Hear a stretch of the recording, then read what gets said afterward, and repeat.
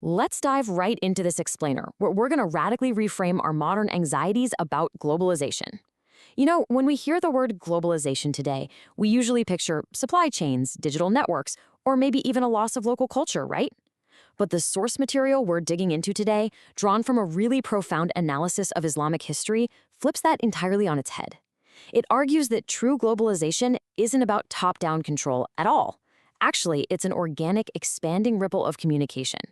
So get ready to completely change how you view human connection. So here's our roadmap for today. First, we'll unmask false globalization. Second, we'll look at the shift from dominance to communication. Third, we'll map out the 7 circles of geography. And finally, we'll cover the gradualism in the call. Let's get into it. Starting with part 1, false globalization, featuring Pharaoh and Qarun. This illustrates a really absolutely crucial dichotomy. On one hand, we have the globalization of dominance. This is the version we're all super familiar with and honestly probably the most afraid of. It's top-down, it's forced, and it's heavily exploitative. It totally relies on coercion and hoarding power. But then, in stark contrast, we have the globalization of communication.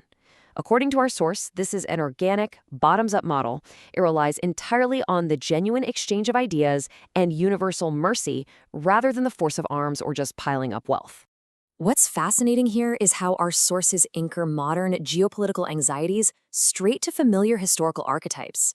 The text explicitly points to Pharaoh and Qarun from the religious texts to hammer this home. Pharaoh is presented as the ultimate symbol of military and political globalization, basically using immense power to literally subjugate people.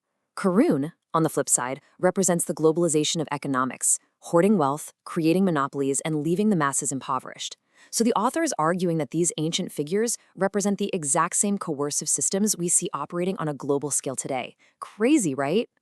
Which brings us to part 2, moving from that system of dominance to a framework of true communication. The true essence of this concept relies on an expansive ripple effect of sharing ideas. It's an environment where people are completely free to accept or reject the message without a single drop of force. The text defines this true globalization as a framework of expanding communication that is completely devoid of forced control.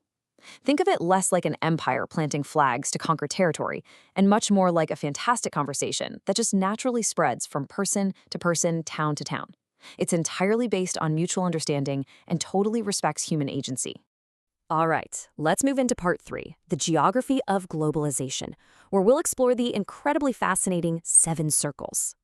The source material explicitly maps out a hierarchy of expanding communication. It starts at the very bottom with the self, the individual ego, and then gradually, systematically expands upwards and outwards until it literally encompasses the entire globe. And it's important to note, this isn't some random expansion. It's a meticulously structured progression. It's like a giant puzzle coming together. Let's break down those first few layers.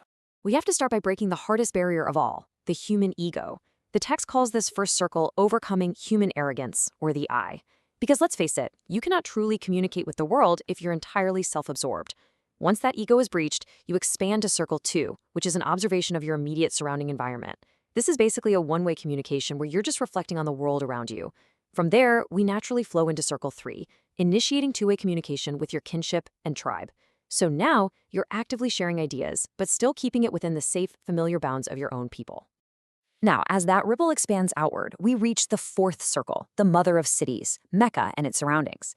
This marks a massive, critical transition in the source material. We're talking about the leap from purely tribal, familiar connections into a much broader, organized civic life. You are now communicating with strangers, trading ideas within a complex, highly diverse urban center. This is the exact moment where the local becomes civic. Let's see how this builds even further.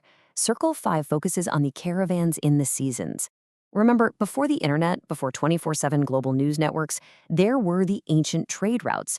These caravans served as the ancient equivalent of global mass media. They literally carried the message across vast distances, sharing it with every arriving and departing traveler. The author points out that this was an incredibly active strategic use of geography.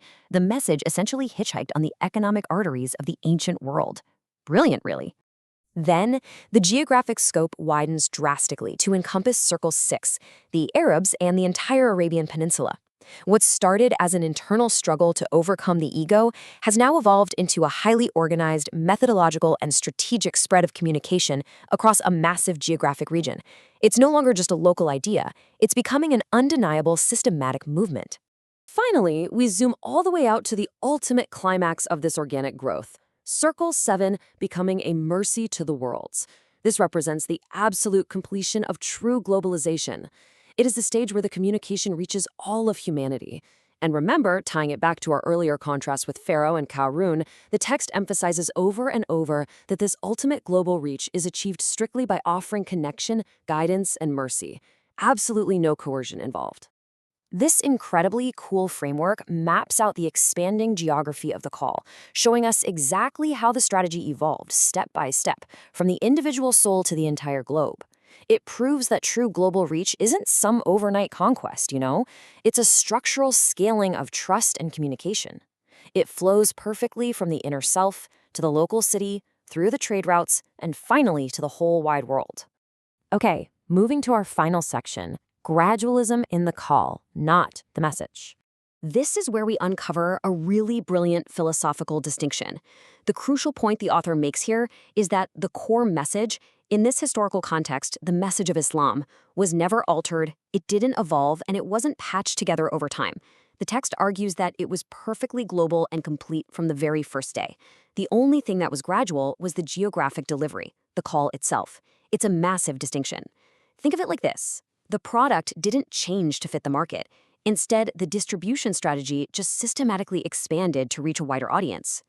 The text actually puts it perfectly, saying it is not gradualism in the message, but a transition between the circles of the call. This acts as a powerful paradigm shift, perfectly summarizing how the movement was just a natural transition between those expanding circles we just mapped out. It wasn't that the ideas themselves are growing or changing, it was that the reach was growing. The globalization was entirely in the sharing, moving very deliberately from the ego all the way to the edges of the earth. As we wrap up this explainer, I want to leave you with this thought to chew on. Knowing what we know now about the stark difference between the coercive globalization of Pharaoh and Qarun and this beautiful, organic, step-by-step globalization of communication, how can you reject the globalization of dominance in your own life? More importantly, how can you break past your own ego, that very first circle, and start building your own organic, expanding circles of genuine connection? It's a pretty powerful way to completely reframe how we interact with the world every single day. So what's your first circle going to look like?